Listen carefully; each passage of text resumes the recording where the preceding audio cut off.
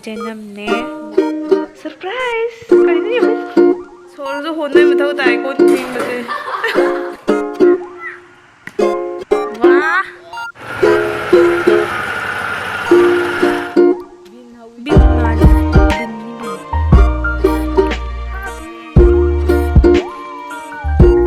이게 뭔가 상감되는 하나도 부비로워. Thinking of you, thinking of you, thinking of you, thinking of you. Hello ma'am, good morning and welcome back to my channel. The ma'am से इसका कोई cylinder लो धोके देना दो चार cylinder हाना को मुँह पूने लाए दो लोग हजेक आई हजेक लंच की तौगे तौरे जो जंगल से मैम कमेंट तौगा तो ना आई बोरा तौगे ट्रमनी जैसे कि बोरा से लोइना मचन सूना बा बोरा से तौगे तो नहीं फर्स्ट टाइम तौदो नहीं सुमाइना हाउगा हाउरा दे खंगदे आलू ने दगी तिलहौ ने करी पत्ता ने दगी जेनमने मोरोक खरा हापे दुरगा सिंगने दगी हजिक कनो बेसन हापत्रि दे मोरोय मपांग हापनी दगी तौरा जेंगागेबको होरेन चारागा हायरगे कमाय तौदे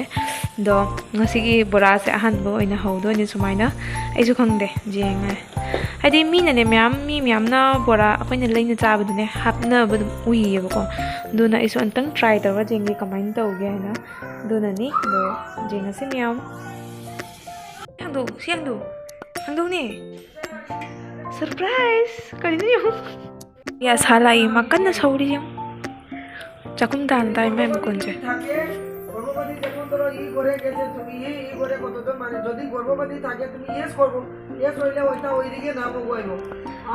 mem se hore hawa ni madam di jam nusi de kamai to den hang ne do cha sina ma ki office ki meeting nang na bdo wa de ma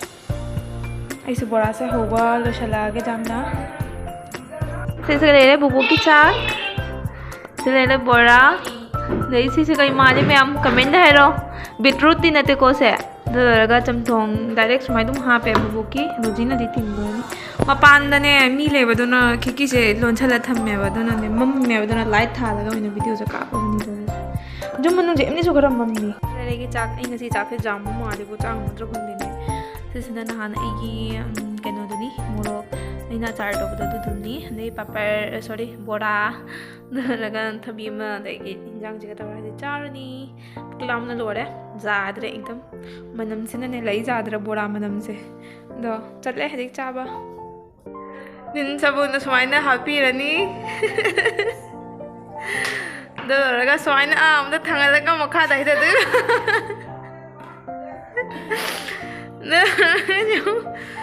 glass अमा लौरनी मनुंगदा मुकुट नमथलगा दई गुरो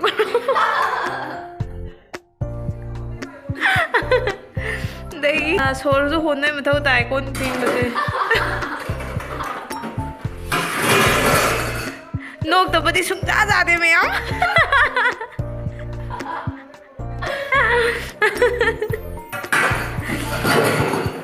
कोन सुमाइने फिंगने कौन से मैम लो जा रहे ma'am से ma'am तौरी बसे पर कोई जिंग जोंग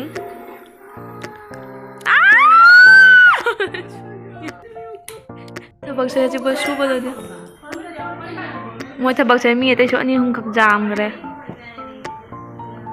अरे तुमने कापनी तौरी thế nào mà tôi xem nó cái đời như vậy mà chúng ta chơi lên nồi qua đi xí đấy mà tôi phi cái vẫn chơi phâu đấy bạn ôi má cái bắt đầu sôi cái thằng bị hồ thì ngoài bộ à đây chăm một số bữa rồi tôi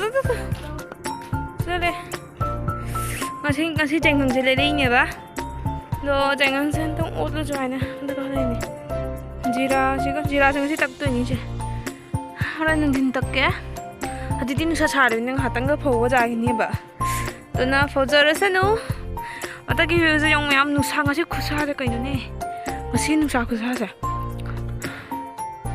봐 맞는 지 영매 가베지 쩔는 ꯃꯣꯏꯁꯦ ꯁꯤꯁꯦ ꯍꯥꯞꯆꯤꯟꯕ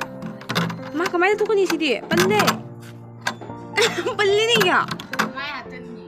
ꯑꯩꯅꯗꯤ ꯈꯪꯖꯒꯦ ꯑꯩꯅ ꯍꯥꯞꯄꯤꯔꯣ ꯂꯥꯎꯅꯦ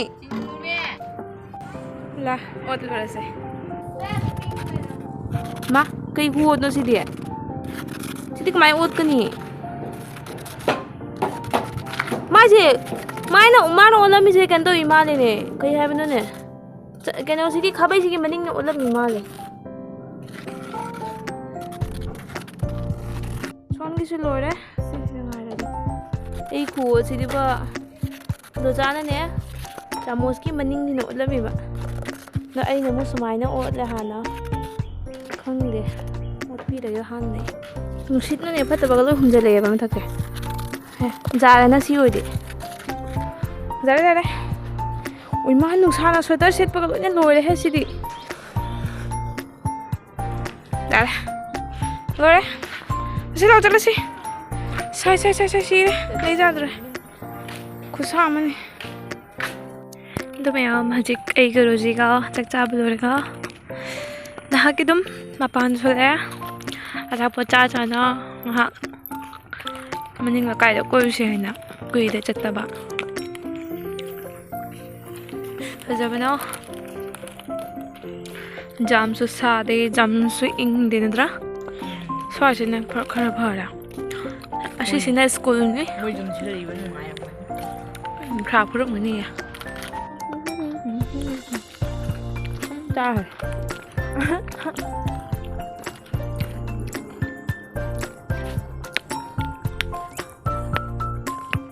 vlog khuyên nhìn mà tay này nó tù rồi đó cái này nó xinh quá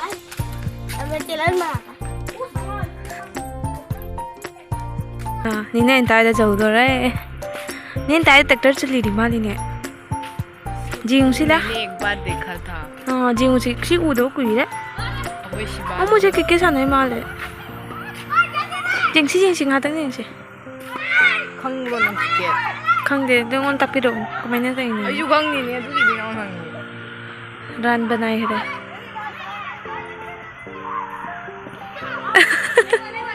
कहीं नहीं तो इसे कहीं नहीं तो इसे ए आउट हो गया है अय्या ओ सना तो बनी ने आदि नि पास कराने सना तो बनी ने आदि ब्लू कलर से भी कराने नंगे ओय मा बाप रे सिक्सर नहीं दिया है वाह अब बोल रहे हम नहीं बोल हम इंगांग से स्वाइदा बॉल साना दिने आई क्रिकेट का खंग दे काय साना ही नहीं दी पर रोजी से हमदा है वाह अरे इस जाए सोमी कंदर रोने होई नहीं थदे मांगे आहा क्लासमेट सुदी शाई लेगानी सुदी जाना आ वांग रे टोकियो टावर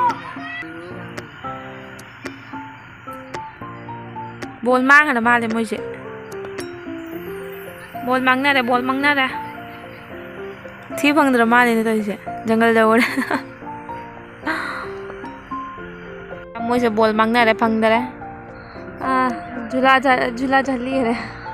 और झूला झूली करे आदना झूला झली है जिनी मोय बॉल थी फंगद्र माले को चतले तल्ले ने ताई हम चलो रसी थी मनम तो फदे आइबो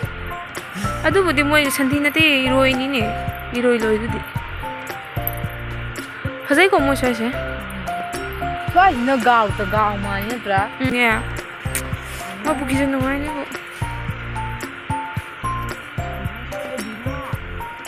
हरि बांगतोंग जान चप चारे दे बुकी द तारादी डाइरेक्ट बुकी द डाइरेक्ट बुकी द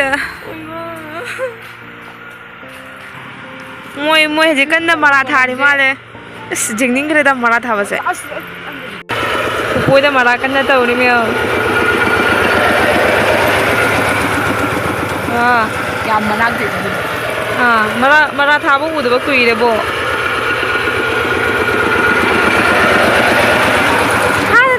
ꯅꯒ ꯇꯧꯔꯒ ꯊꯥꯔꯝꯕꯅꯤ ꯑꯗꯨꯗꯤ ꯒꯥꯔꯤꯅꯒ ꯇꯧꯅꯔꯦꯟꯗ꯭ꯔꯣ गाड़ी इरोले ट्रैक्टर राई अरे होय बा ट्रैक्टर गाड़ी नतो ꯅꯠꯇ꯭ꯔꯣ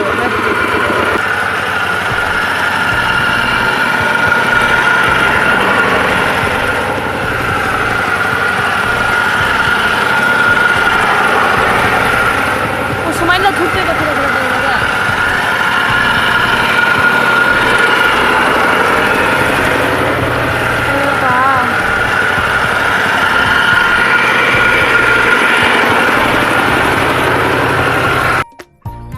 मियाम अखोनी तागी बारी हिंगोन जिंगसी वाव हंगाम मपान इस अखोदी सुंगू उदिरे हंगाम मपान हादो हंगाम मपान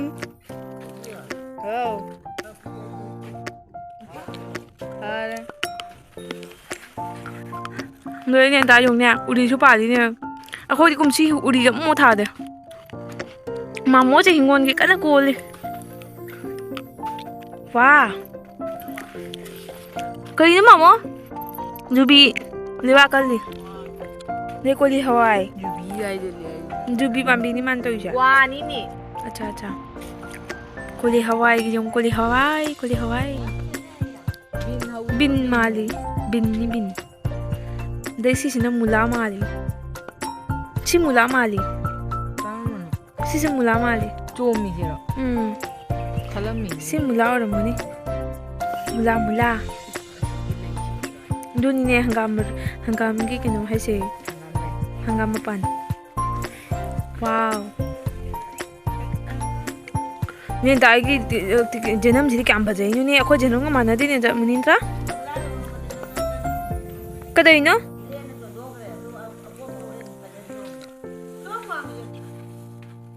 मा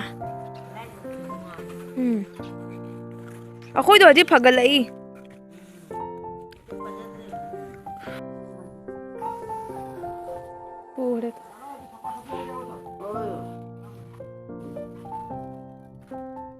खुदी मरा थाबगा उ फंगदरे आदा सिगला खरा उड़ी सिदा ngaire ने नाउ नि मिमिन के कौगे जे चंदा जनी तो नंग mama नत्रो होइनी hi होइनी हाइनी high नत्रो ngari ni ni hodona bu so de mo ngari mi na bu ni na ta se kanai ngang no se bem kanai ngang no this is season reading ra ha aya lala kaya ingang kya no ne koi mam chawai ju ni ram bazar mi sai de jing color tha ba ma le antha ki sentra pink and white tha tha ja den da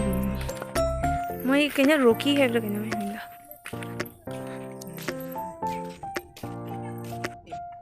이래서 로데 एकदम 다선이들은 시에 버스 가면 रोजी से सुना तंदो खड़े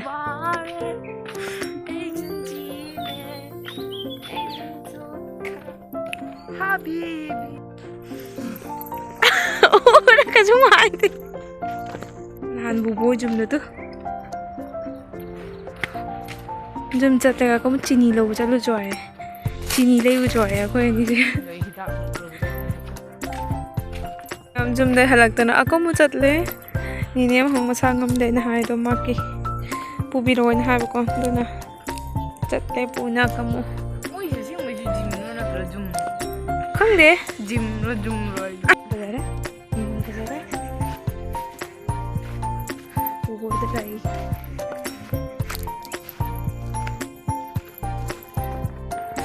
ma'am वारी संगदबदा सदा तागिबगा खंग सिदी द मैम आई ngasi vlog se swaida sum loishanjarage mathangi next vlog tamu onarase ma'am do ngasi di tata bye bye thank you for watching